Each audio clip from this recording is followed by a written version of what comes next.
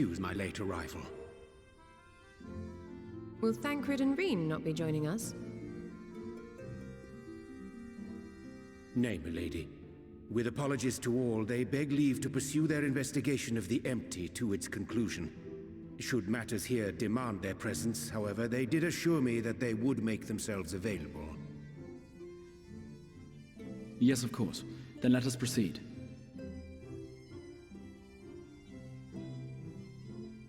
I think it best that you begin by providing a summary of Mistress Kryle's findings.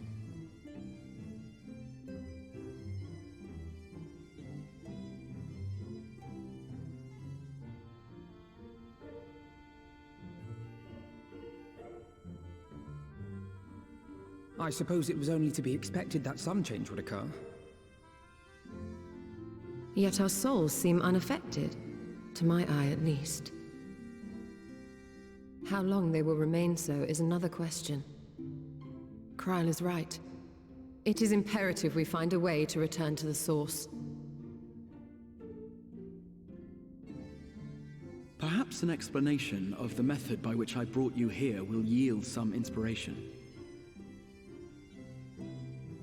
Ere I begin, it must be noted that I am by no means a gifted mage.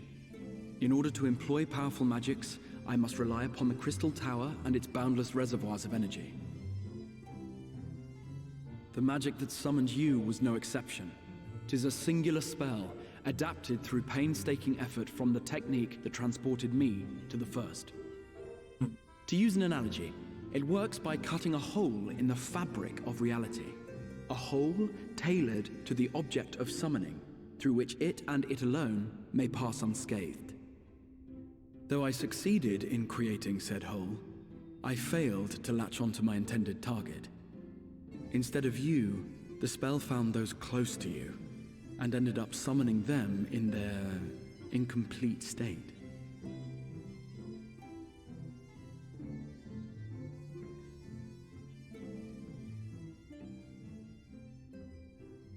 I would not soon throw my life away, not after the lengths you and yours went to save it.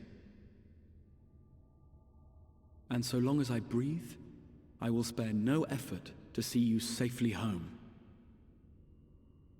But should all else fail, and your lives be at stake, there remains one sure method.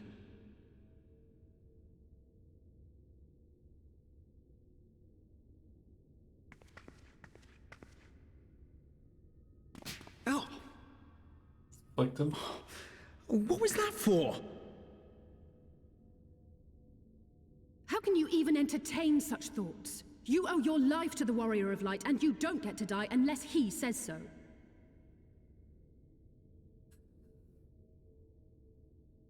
Your followers await your divine judgment. What did you just...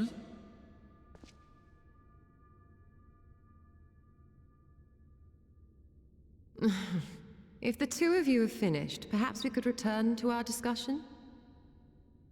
Rather than dwelling upon the multiple failed attempts at transference, I think it would behoove us to focus on the solitary success.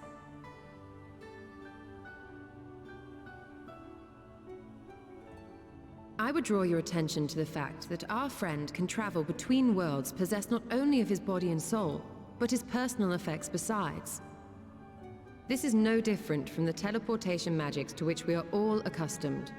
Magics that allow for the transportation of those inanimate objects one considers to be an extension of oneself. Are you suggesting that simply by considering us his possessions, he could carry our souls back to the source upon his person? Well, it would be nice if things were that simple for a change. But vague notions of ownership seem a rather tenuous thing to stake our lives on. So much as a moment of doubt on his part, and we'd be left floating in the rift. Milady hath the right of it. The requisite fixity of belief would be too much to ask even of our friend.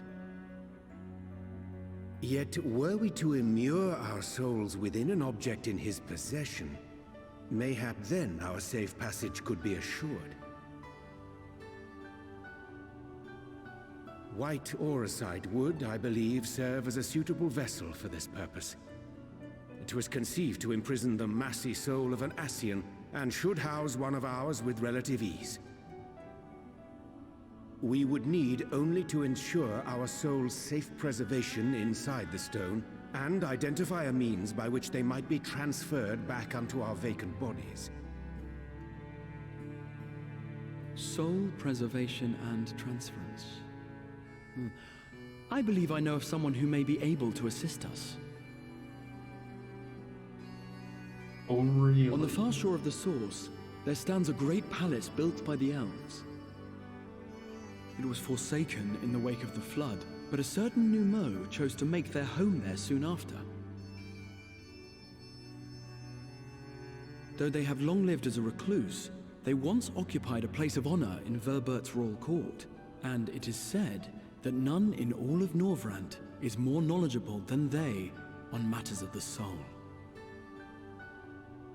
Well, I've no objection to seeking a helping hand, but if they've gone to such lengths to hide themselves away from the world, what makes you think they'd be willing to lend us one?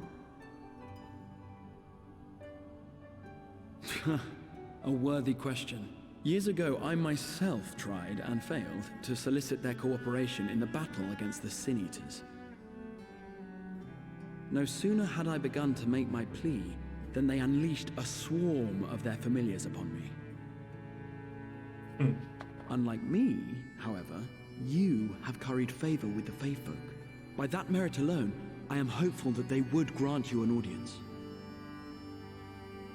They may still be inclined to turn you away, of course, but if their knowledge might feasibly facilitate your return home, we have to try.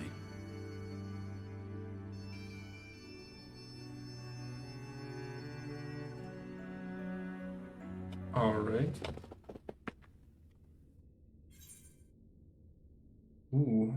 Oven cordon bleu, lemonade, jellied harket, oysters on the half shell. You know, I'll take the lemonade.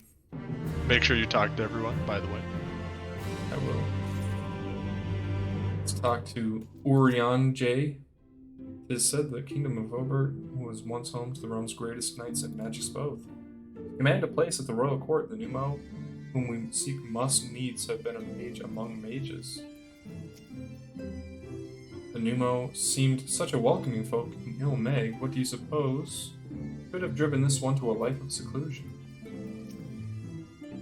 I'm sick and tired of the Exarch's attempts at selfless sacrifice. If he suggests dying one more time, I swear I'm going to grant him his wish. Yikes. A mage of surpassing skill living a life of seclusion. Now where have I heard that before? One can only hope they are more receptive to unsolicited visitations. Yeah, that's true. Phil has a lot of experience with that. Master Matoya! Oh yeah.